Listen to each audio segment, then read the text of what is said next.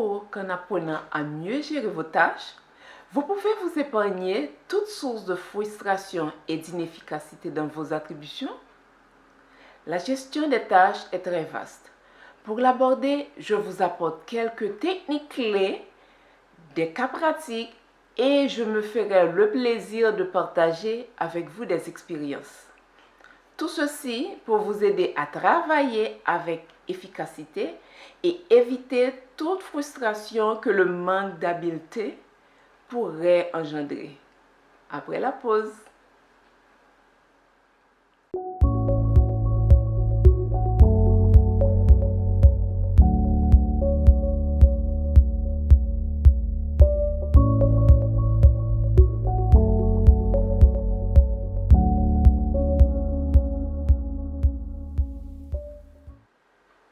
Bienvenue chers amis et merci d'être toujours connectés.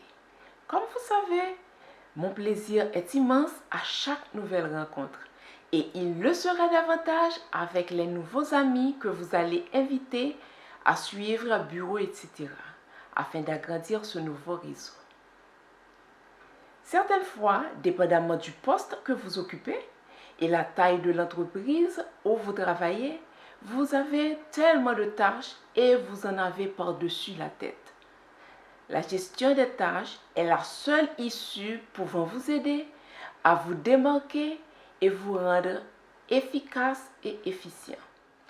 D'entrée de jeu, je me permets de grouper les tâches en deux grandes catégories.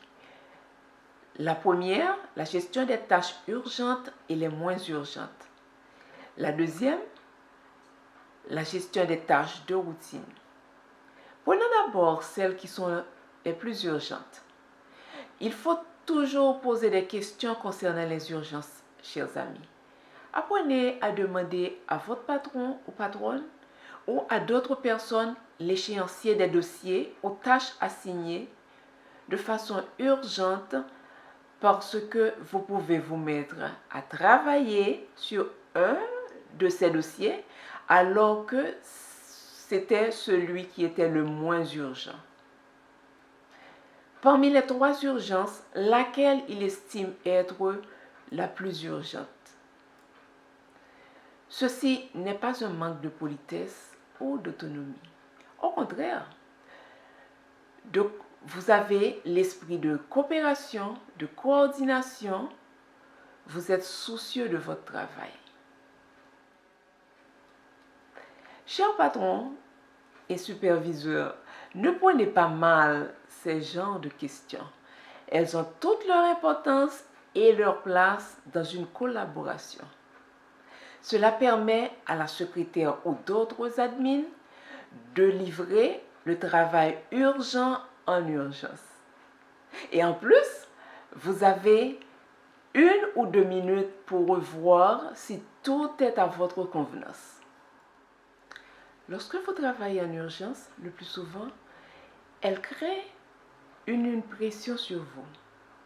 Sauf dans certains cas où le patron tourne en rond dans les parages et vous demande à chaque 5 minutes si vous avancez et ça intensifie le stress. Il faut le comprendre. Dans la plupart des cas, il a déjà un engagement auquel il doit répondre, une rencontre, une réunion. Dépendamment du type de dossier que vous préparez, essayez d'être rapide et efficace. Pour cela, il faut savoir anticiper certaines tâches par des actions en faisant travailler vos ménages. Ce n'est pas le moment de créer ou de classer vos fichiers ou d'en faire trop. Une fois vous finissez et le patron est parti, vous aurez le temps de respirer et de faire quelques arrangements dans vos dossiers. On s'entend que l'anticipation peut venir avec une certaine habitude parce qu'en arrivant dans une entreprise, il vous faut un petit temps pour connaître l'environnement ainsi que le poste dans lequel vous travaillez. Savoir anticiper peut vous alléger et amoindrir le stress que vous pouvez avoir dans une urgence et même en temps normal. Prenons un exemple de situation d'urgence. Parfois, le patron doit participer à une réunion. Il s'en est informé 30 minutes ou 1 heure avant. Et il doit préparer certains documents et même dans certains cas une présentation. Dans ce cas-ci, pour aller plus vite, il est obligé de vous dicter les grandes lignes ou bien tout le texte. Une fois qu'il est fini, c'est à vous de faire la mise en page du document. Il faut utiliser un logiciel de traitement de texte. Il s'agit uniquement d'un texte. Si c'est une présentation, il faut préparer le document à partir des logiciels appropriés. Autrefois, ils n'étaient pas nombreux, mais de nos jours, il y a une pléiade de logiciels. C'est à vous de connaître lequel est plus facile à utiliser, mais certains sont devenus limités, voire désuets. Vous devez vous familiariser avec les plus récents. N'attendez pas, chers amis, le jour de l'urgence. Quand vous avez un petit temps libre, exercez-vous. Une fois vite fait et que vous êtes encore dans le délai, vous pouvez récapituler pour voir si tout est là sur papier dur, les documents qui viennent comme support au texte de présentation. Parfois, il faut imprimer une copie pour chaque personne et les arranger dans un cartable. Si c'est de manière électronique, il faudrait s'assurer que vous avez bien fait la distribution avant que la réunion commence. Quelquefois, mieux vaut confirmer la réception des courriels avec les concernés. Lorsqu'on gère une urgence, on a l'impression que l'heure passe plus vite que d'habitude. C'est la raison pour laquelle il faut maximiser le temps en agissant vite et bien. Utilisez votre professionnalisme et votre débrouillardise. Je partage mon expérience dans une situation d'urgence avec vous. Je cherchais à faire quelque chose pour économiser le temps. Par exemple, si mon patron et moi étions en train de travailler sur un texte, après avoir imprimé l'avant-dernière version, pendant qu'il était en train de relire, je préparais des enveloppes et l'enregistrement si le document va sur papier dur. Certaines fois, j'avisais le coursier pour qu'il soit prêt une fois que j'aurais fini. Si c'est par courriel, je rédigeais le courriel d'accompagnement de ce document, même si c'est une lettre à expédier par fichier attaché. Il faut toujours faire un courriel pour introduire la lettre. Il n'est recommandé d'envoyer aucun document sans un courriel qui permet au destinataire d'avoir une idée du contenu du fichier attaché. Une fois que mon patron me donnait son approbation, je serais déjà prête parce que je faisais une partie du travail en même temps que lui. Cette action est pareille pour une réunion d'urgence, chers amis. Pendant que les documents sont en correction, je préparais les cartables ou si je devais les imprimer, si je faisais des copies. Ensuite, si ça va par courriel, je préparais le courriel adressé à tous ceux qui vont prendre part à cette réunion. Je m'assurais que rien ne manque dans les documents attachés. Une fois que le document principal soit prêt, je l'ajouterai au courriel. Pour gérer les urgences, il faut être prévoyant. Regardez autour de vous et dites-vous qu'est-ce qu'il faut faire pour que j'aille plus vite et surtout respecter l'échéancier. Passons maintenant à la deuxième catégorie, les tâches de routine. Ce sont des tâches qui font partie de vos activités quotidiennes ou périodiques, mais le plus souvent qui ne sont pas urgents. Cependant, certaines fois, vous pouvez avoir une urgence dans une routine, comme une recherche de documents, d'un dossier dans vos classements.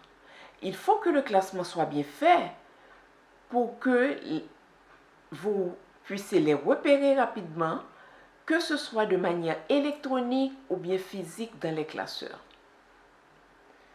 La gestion de ces tâches nécessite une certaine planification, un grand sens d'organisation et de proactivité pour que vous verrez son efficacité lors d'une situation d'urgence. Dépendamment de votre poste ou de vos fonctions, vous serez seul dans la gestion. C'est surtout à ce niveau que la notion d'autonomie a toute son importance. Étant donné que gérer, c'est prévoir, vous êtes appelé à anticiper toute action qui dépend de vos tâches. Certaines personnes pensent que la notion de priorité n'entre pas dans les tâches de routine. La réponse, c'est faux. La priorité est dans la gestion des tâches de routine qui ont une heure de soumission précise, les courriels et courriers, le dépouillement, certains suivis relatifs au département ou à l'entreprise. Ils ont une priorité sur les tâches de routine, comme les rapports périodiques, les inventaires, ainsi que les activités qui peuvent rester jusqu'à la fin de la journée. Pour les rapports périodiques, n'attendez pas, chers amis, la période à laquelle vous devez les soumettre pour s'y mettre. Travaillez-les au fur et à mesure.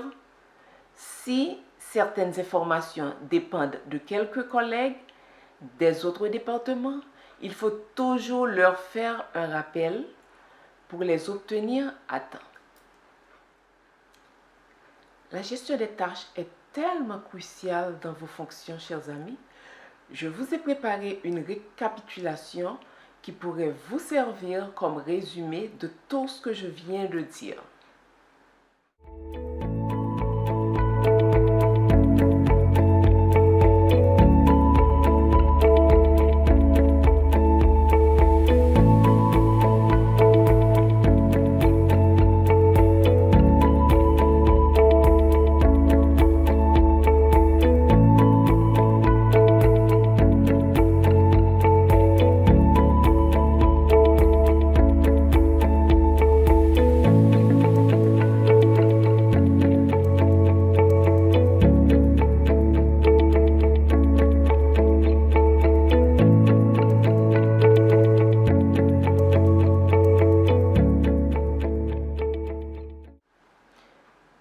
Je dois vous rappeler également, chers amis, la gestion des tâches dépend grandement de la taille de l'entreprise.